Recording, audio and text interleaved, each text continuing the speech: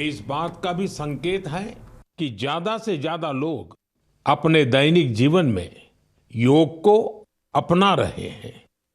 हमने इस बार योग दिवस की कितनी ही आकर्षक तस्वीरें देखी हैं। विशाखापत्तनम के समुद्र तट पर 3 लाख लोगों ने एक साथ योग किया। विशाखापत्तनम से ही एक और अद्भुत दृश्य सामने आया। 2000 से ज्यादा आदिवासी छात्रों ने 108 मिनट तक 108 सूर्य नमस्कार किए। सोचिए कितना अनुशासन, कितना समर्पण रहा होगा। हमारे नौसेना के जहाजों पर भी योग की भव्य झलक दिखी। तेलंगाना में 3000 दिव्यांग साथियों ने एक योग शिविर में भाग लिया। उन्होंने दिखाया कि योग किस तरह सशक्तिकरण का माध्यम भी है। दिल्ली के लोगों ने योग को स्वच्छ यमुना के संकल्प से जोड़ा और यमुना तट पर जाकर योग किया। जम्मू कश्मीर में चिनाब ब्रिज, जो दुनिया का सबसे ऊंचा रेलवे ब्रिज है, वहां भी लोगों ने योग किया। हिमालय की बर्फीली चोटियां और आईटीबीपी के जवान, वहां भी योग दिखा। साहस और साधना साथ साथ चले। गुजरात के लोगों ने भी एक नया इतिहास रचा। वडनगर में 2121 लोगों ने एक साथ भुजंगासन किया और नया रिकॉर्ड बना दिया। न्यूयॉर्क, लंदन, टोक्यो, पेरिस, दुनिया के हर बड़े शहर से योग की तस्वीरें आई और हर तस्वीर में एक बात खास रही: शांति, स्थिरता और संतुलन। इस बार की थीम भी बहुत विशेष थी। Yoga for one earth one health, यानी एक पृथ्वी एक स्वास्थ्य। ये सिर्फ एक नारा नहीं है, एक दिशा है जो हमें वसुधैव कुटुंबकम का एहसास कराती है। मुझे विश्वास है इस बार के योग दिवस की भव्यता ज्यादा से ज्यादा लोगों को योग को अपनाने के लिए जरूर प्रेरित करेगी। मेरे प्यारे देशवासियों, जब कोई तीर्थ यात्रा पर निकलता है तो एक ही भाव सबसे पहले मन में आता है: चलो, बुलावा आया है। यही भाव हमारे धार्मिक यात्राओं की आत्मा है। ये यात्राएं शरीर के अनुशासन का, मन की शुद्धि का, आपसी प्रेम और भाईचारे का, प्रभु से जुड़ने का माध्यम है। इनके अलावा इन यात्राओं का एक और बड़ा पक्ष होता है। ये धार्मिक यात्राएं सेवा के अवसरों का एक महाअनुष्ठान भी होती हैं।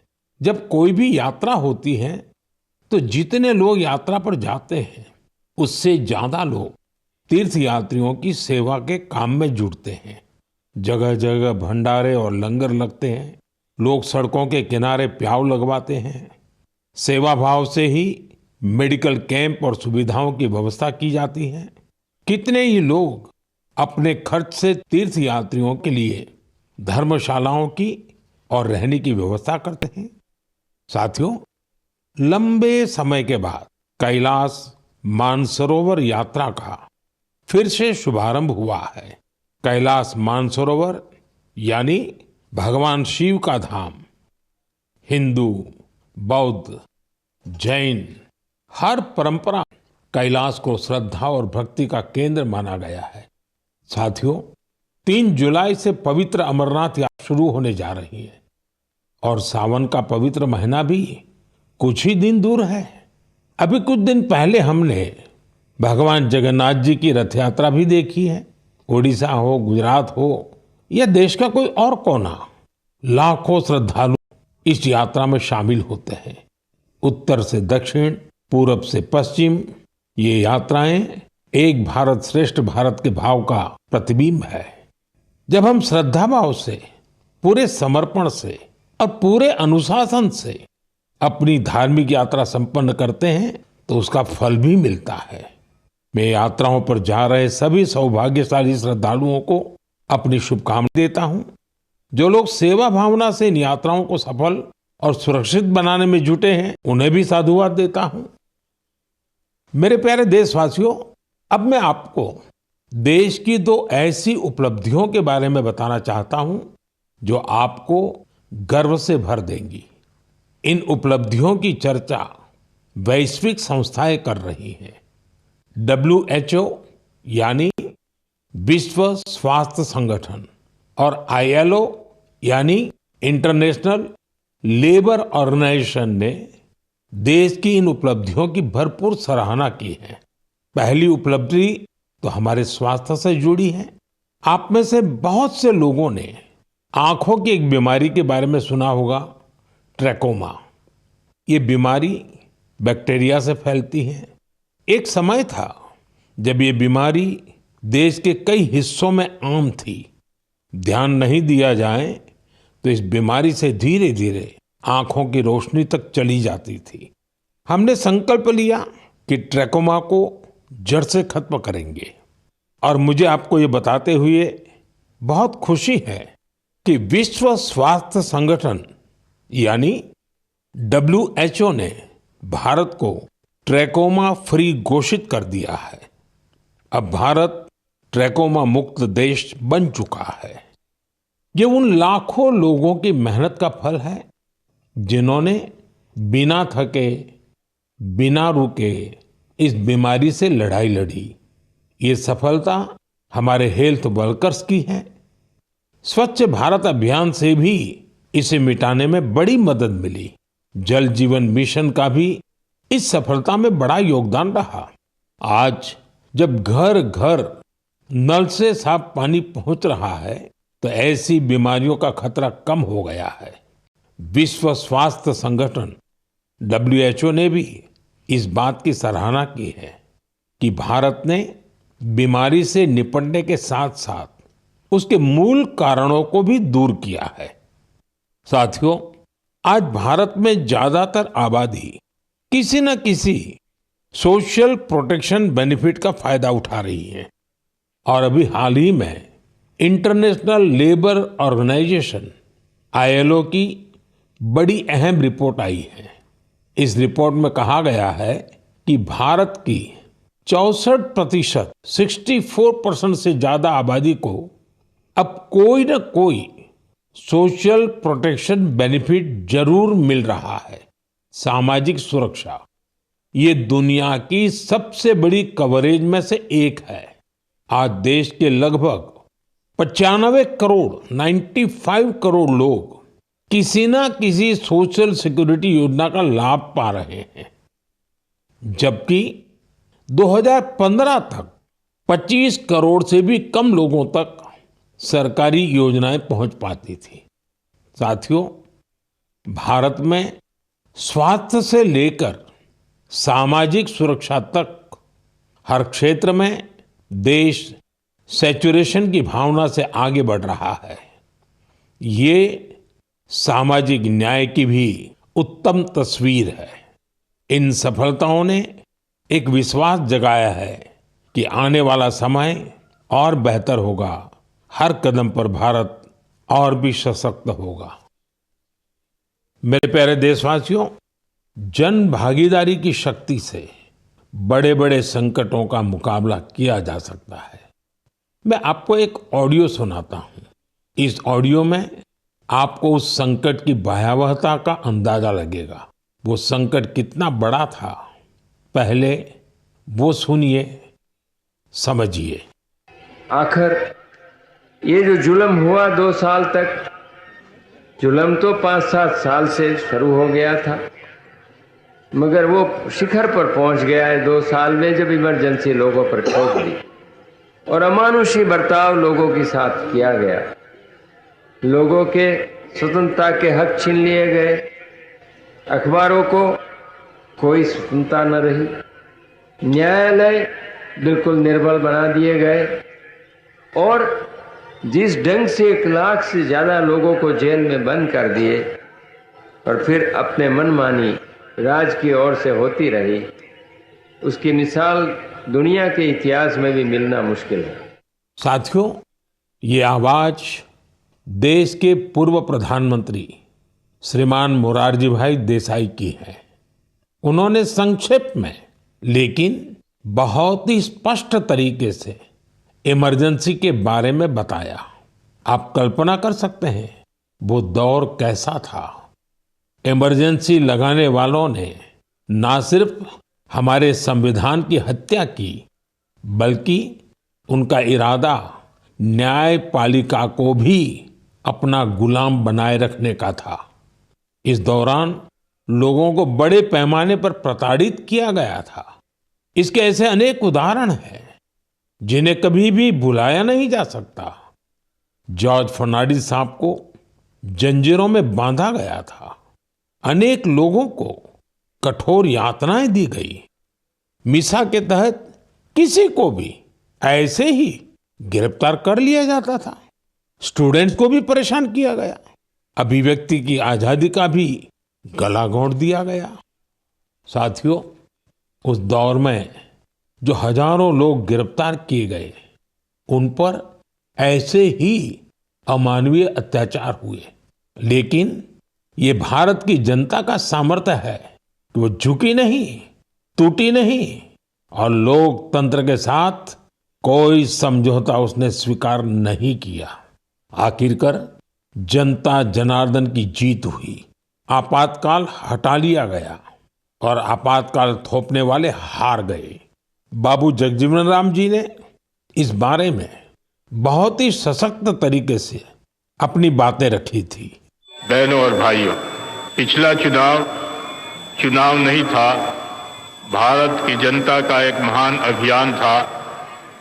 उस समय के परिस्थितियों को बदल देने का, तानाशाही के धारा को मोड़ देने का और भारत में प्रजातंत्र की बुनियाद को मजबूत कर देने का। अटल जी ने भी तब अपने ही अंदाज में जो कुछ कहा था वो भी हमें जरूर सुनना चाहिए। बहनों और भाइयों, देश में जो कुछ हुआ उसे केवल चुनाव नहीं कह सकते। एक शांतिपूर्ण क्रांति हुई है। लोक शक्ति की लहर ने लोकतंत्र की हत्या करने वालों को इतिहास के कूड़ेदान में फेंक दिया है। साथियों, देश पर इमरजेंसी थोपे जाने के 50 वर्ष कुछ दिन पहले ही पूरे हुए हैं। हम देशवासियों ने संविधान हत्या दिवस मनाया है। हमें हमेशा उन सभी लोगों को याद करना चाहिए जिन्होंने इमरजेंसी का डटकर मुकाबला किया था। इससे हमें अपने संविधान को सशक्त बनाए रखने के लिए निरंतर सजग रहने की प्रेरणा मिलती है। मेरे प्यारे देशवासियों, आप एक तस्वीर की कल्पना कीजिए। सुबह की धूप पहाड़ियों को छू रही है। धीरे धीरे उजाला मैदानों की ओर बढ़ रहा है और उसी रोशनी के साथ बढ़ रही है फुटबॉल प्रेमियों की टोली। सीटी बजती है और कुछ ही पलों में मैदान तालियों और नारों से गूंज उठता है। हर पास, हर गोल के साथ लोगों का उत्साह बढ़ रहा है। आप सोच रहे होंगे कि कौन सी खूबसूरत दुनिया है। साथियों, ये तस्वीर असम के एक प्रमुख क्षेत्र बोडोलैंड की वास्तविकता है। बोडोलैंड आज अपने एक नए रूप के साथ देश के सामने खड़ा है। यहाँ के युवाओं में जो ऊर्जा है, जो आत्मविश्वास है, वो फुटबॉल के मैदान में सबसे ज्यादा दिखता है। बोडो टेरिटोरियल एरिया में बोडोलैंड कैंप कप का आयोजन हो रहा है। ये सिर्फ एक टूर्नामेंट नहीं है, ये एकता और उम्मीद का उत्सव बन गया है। 3,700 से ज्यादा टीमें, करीब 70,000 खिलाड़ी और उनमें भी बड़ी संख्या में हमारी बेटियों की भागीदारी। ये आंकड़े बोडोलैंड में बड़े बदलाव की गाथा सुना रहे हैं। बोडोलैंड अब देश के खेल नक्शे पर, स्पोर्ट्स के मैप पर अपनी चमक और बढ़ा रहा है। साथियों, एक समय था जब संघर्ष ही यहाँ की पहचान थी। तब यहाँ के युवाओं के लिए रास्ते सीमित थे, लेकिन आज उनकी आंखों में नए सपने हैं और दिलों में आत्मनिर्भरता का हौसला है। यहाँ से निकले फुटबॉल खिलाड़ी अब बड़े स्तर पर अपनी पहचान बना रहे हैं। हालीचरण नारजारी, दुर्गा बोरो, अपूर्वा नारजारी, मनबीर बसुमतारी, ये सिर्फ फुटबॉल खिलाड़ियों के नाम नहीं है। ये उस नई पीढ़ी की पहचान है जिन्होंने बोडोलैंड को मैदान से राष्ट्रीय मंच तक पहुंचाया। इनमें से कई ने सीमित संसाधनों में अभ्यास किया, कई ने कठिन परिस्थितियों में अपने रास्ते बनाए और आज इनका नाम लेकर देश के कितने ही नन्हे बच्चे अपने सपनों की शुरुआत करते हैं। साथियों, अगर हमें अपने सामर्थ्य का विस्तार करना है तो सबसे पहले हमें अपनी फिटनेस और वेलबीइंग पर ध्यान देना होगा। वैसे साथियों, फिटनेस के लिए, ओबेसिटी कम करने के लिए मेरा एक सुझाव आपको याद है ना? खाने में 10% तेल कम करो, मोटापा घटाओ। जब आप फिट होंगे तो जीवन में और ज्यादा सुपर हिट होंगे।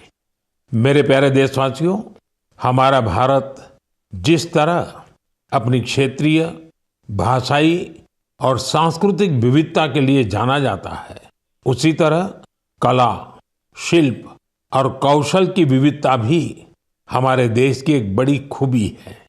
आप जिस क्षेत्र में जाएंगे वहां की कुछ न कुछ खास और लोकल चीज के बारे में आपको पता चलेगा। हम अक्सर मन की बात में देश के ऐसे यूनिक प्रोडक्ट्स के बारे में बात करते हैं। ऐसा ही एक प्रोडक्ट है मेघालय का एरी सिल्क। इसे कुछ दिन पहले ही जीआई टैग मिला है। एरी सिल्क मेघालय के लिए एक धरोहर की तरह है। यहाँ की जनजातियों ने, खासकर खासी समाज के लोगों ने पीढ़ियों से इसे सहेजा भी है और अपने कौशल से समृद्ध भी किया है। इस सिल्क की कई ऐसी खूबियां हैं जो इसे बाकी फैब्रिक से अलग बनाती हैं। इसकी सबसे खास बात है इसे बनाने का तरीका। इस सिल्क को जो रेशम के कीड़े बनाते हैं, उसे हासिल करने के लिए कीड़ों को मारा नहीं जाता है, इसलिए इसे अहिंसा सिल्क भी कहते हैं। आजकल दुनिया में ऐसे प्रोडक्ट्स की डिमांड तेजी से बढ़ रही है जिनमें हिंसा न हो और प्रकृति पर उनका कोई दुष्प्रभाव न पड़े। इसलिए मेघालय का एरी सिल्क ग्लोबल मार्केट के लिए एक परफेक्ट प्रोडक्ट है। इसकी एक और खास बात है, ये सिल्क सर्दी में गर्म करता है और गर्मियों में ठंडक देता है। इसकी एक खूबी इसे ज्यादातर जगहों के लिए अनुकूल बना देती है। मेघालय की महिलाएं अब सेल्फ हेल्प ग्रुप के जरिए अपनी इस धरोहर को और बड़े स्केल पर आगे बढ़ा रही हैं। मैं मेघालय के लोगों को एरी सिल्क को जीआई टैग मिलने पर बधाई देता हूं। मैं आप सबसे भी अपील करूंगा, आप भी एरी सिल्क से बने कपड़ों को जरूर ट्राई करें।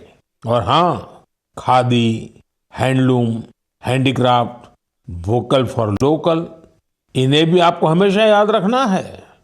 ग्राहक भारत में बने प्रोडक्ट ही खरीदें और व्यापारी भारत में बने प्रोडक्ट ही बेचें, तो आत्मनिर्भर भारत अभियान को नई ऊर्जा मिलेगी। मेरे प्यारे देशवासियों, विमेन लेड डेवलपमेंट का मंत्र भारत का नया भविष्य गढ़ने के लिए तैयार है। हमारी माताएं, बहनें, बेटियां आज सिर्फ अपने लिए ही नहीं बल्कि पूरे समाज के लिए नई दिशा बना रही हैं। आप तेलंगाना के भद्राचलम की महिलाओं की सफलता के बारे में जानेंगे तो आपको भी अच्छा लगेगा। ये महिलाएं कभी खेतों में मजदूरी करती थी, रोजी रोटी के लिए दिन भर मेहनत करती थी। आज वही महिलाएं मिलेट्स, श्री अन्न से बिस्किट बना रही हैं। भद्रादी मिलेट मैजिक नाम से ये बिस्किट हैदराबाद से लंदन तक जा रहे हैं। भद्राचलम की इन महिलाओं ने सेल्फ हेल्प ग्रुप से जुड़कर ट्रेनिंग ली। साथियों, इन महिलाओं ने एक और सराहनीय काम किया है। इन्होंने गिरी सैनिटरी पैड्स बनाना शुरू किया। सिर्फ 3 महीने में 40,000 पैड्स तैयार किए और उन्हें स्कूलों और आसपास के ऑफिसों में पहुंचाया, वो भी बहुत ही सस्ती कीमत पर। साथियों, कर्नाटका के कलबुर्गी की महिलाओं की उपलब्धि भी बेहतरीन है। इन्होंने ज्वार की रोटी को एक ब्रांड बना दिया है। इन्होंने जो कोऑपरेटिव बनाई है, उसमें हर रोज 3000 से ज्यादा रोटियां बन रही हैं। इन रोटियों की खुशबू अब सिर्फ गांव तक सीमित नहीं है। बेंगलुरु में स्पेशल काउंटर खुल चुका है। ऑनलाइन फूड प्लेटफॉर्म पर ऑर्डर आ रहे हैं। कलबुर्गी की रोटी अब बड़े शहरों के किचन तक पहुंच रही है। इसका बहुत शानदार असर इन महिलाओं पर पड़ा है। उनकी आय बढ़ रही है। साथियों, अलग अलग राज्यों की इन गाथाओं में अलग अलग चेहरे हैं, लेकिन उनकी चमक एक जैसी है। ये चमक है आत्मविश्वास की, आत्मनिर्भरता की। ऐसा ही एक चेहरा है मध्य प्रदेश की सुमा उइके। सुमा जी का प्रयास बहुत सराहनीय है। उन्होंने बालाघाट जिले के कटंगी ब्लॉक में सेल्फ हेल्प ग्रुप से जुड़कर मशरूम की खेती और पशुपालन की ट्रेनिंग ली। इससे उन्हें आत्मनिर्भरता की राह मिल गई।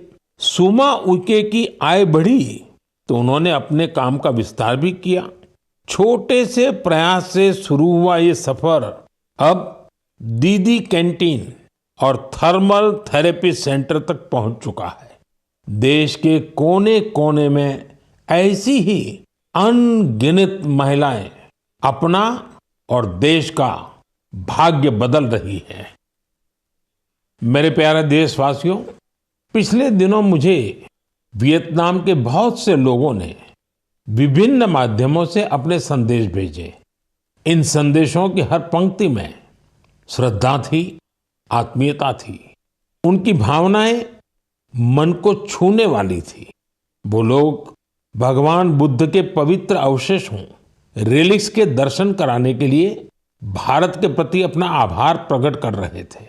उनके शब्दों में जो भाव थे, वो किसी औपचारिक धन्यवाद से बढ़कर थे। साथियों, मूल रूप से भगवान बुद्ध के इन पवित्र अवशेषों की खोज आंध्र प्रदेश में पालनाडु जिले के नागार्जुन कोंडा में हुई थी। इस जगह का बौद्ध धर्म से गहरा नाता रहा है। कहा जाता है कि कभी इस स्थान पर श्रीलंका और चीन सहित दूर दूर के लोग आते थे। साथियों, पिछले महीने भगवान बुद्ध के इन पवित्र अवशेषों को भारत से वियतनाम ले जाया गया था। वहां के 9 अलग अलग स्थानों पर इन्हें जनता के दर्शन के लिए रखा गया। भारत की पहल एक तरह से वियतनाम के लिए राष्ट्रीय उत्सव बन गई। आप कल्पना कर सकते हैं, करीब 10 करोड़ लोगों की आबादी वाले वियतनाम में 1.5 करोड़ से ज्यादा लोगों ने भगवान बुद्ध के पवित्र अवशेषों के दर्शन किए। सोशल मीडिया पर जो तस्वीरें और वीडियो मैंने देखे, उन्होंने ये एहसास कराया कि श्रद्धा की कोई सीमा नहीं होती। बारिश हो, तेज धूप हो, लोग घंटों कतारों में खड़े रहे। बच्चे, बुजुर्ग, दिव्यांगजन सभी भाव विभोर थे। वियतनाम के राष्ट्रपति, उप प्रधानमंत्री, वरिष्ठ मंत्री, हर कोई नतमस्तक था।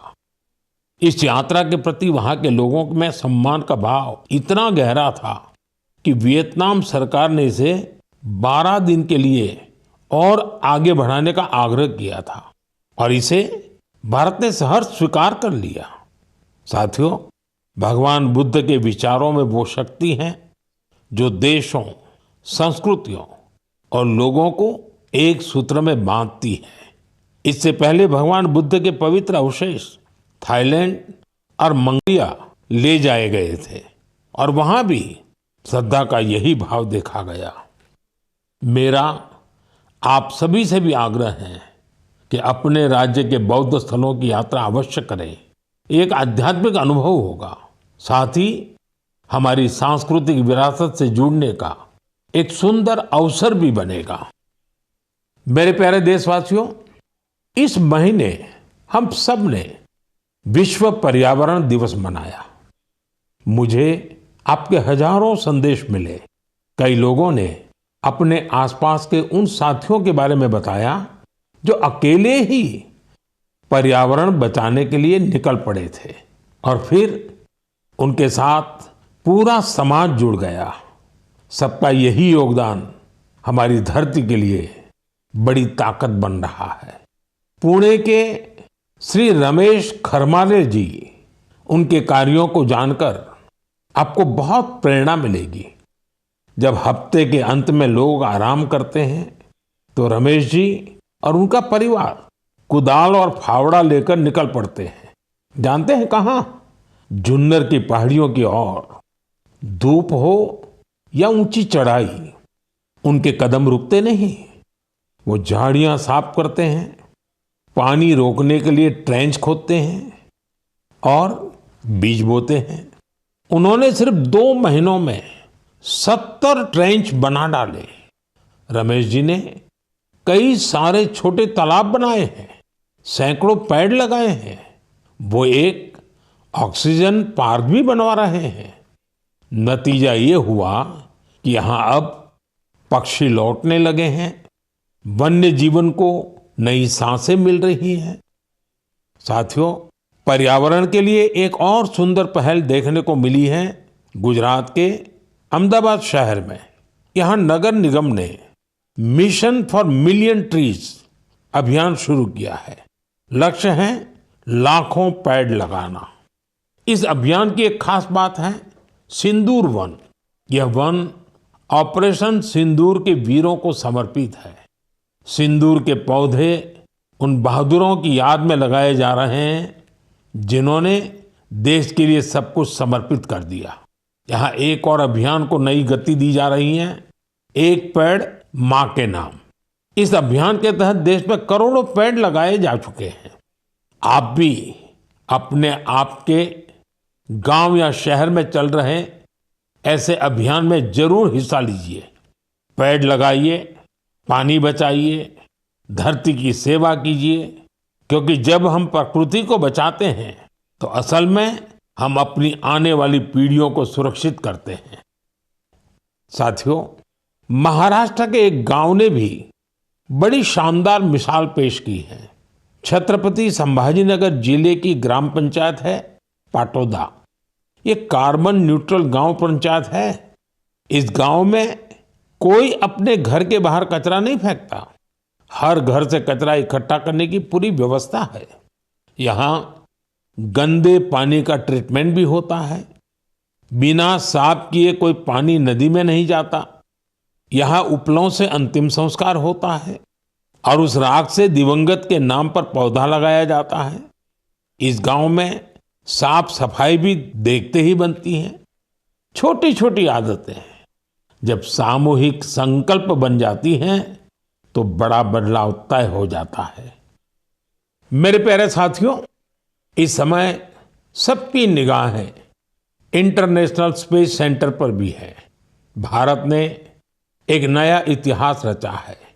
मेरी कल ग्रुप कैप्टन शुभांशु शुक्ला से बात भी हुई है। आपने भी शुभांशु से मेरी बातचीत को जरूर सुना होगा। अभी शुभांशु को कुछ और दिन इंटरनेशनल स्पेस सेंटर रहना है। हम मिशंस के बारे में और बातें करेंगे, लेकिन मन की बात के अगले एपिसोड में। अब समय है इस एपिसोड में आपसे विदा लेने का। लेकिन साथियों, जाते जाते मैं आपको एक खास दिन की याद दिलाना चाहता हूं। 1 जुलाई, परसों, यानी 1 जुलाई को हम 2 बेहद महत्वपूर्ण प्रोफेशंस का सम्मान करते हैं, डॉक्टर्स और सीए। ये दोनों ही समाज के ऐसे स्तंभ हैं जो हमारी जिंदगी को बेहतर बनाते हैं। डॉक्टर हमारे स्वास्थ्य के रक्षक हैं और सीए, चार्टर्ड अकाउंटेंट, आर्थिक जीवन के मार्गदर्शक हैं। मेरी सभी डॉक्टर्स और चार्टर्ड अकाउंटेंट्स को ढेर सारी शुभकामनाएं। साथियों, आपके सुझावों का मुझे हमेशा इंतजार रहता है। मन की बात का अगला एपिसोड आपके इन्हीं सुझावों से और समृद्ध होगा। फिर मुलाकात होगी नई बातों के साथ। नई प्रेरणाओं के साथ, देशवासियों की नई उपलब्धियों के साथ। बहुत बहुत धन्यवाद। नमस्कार।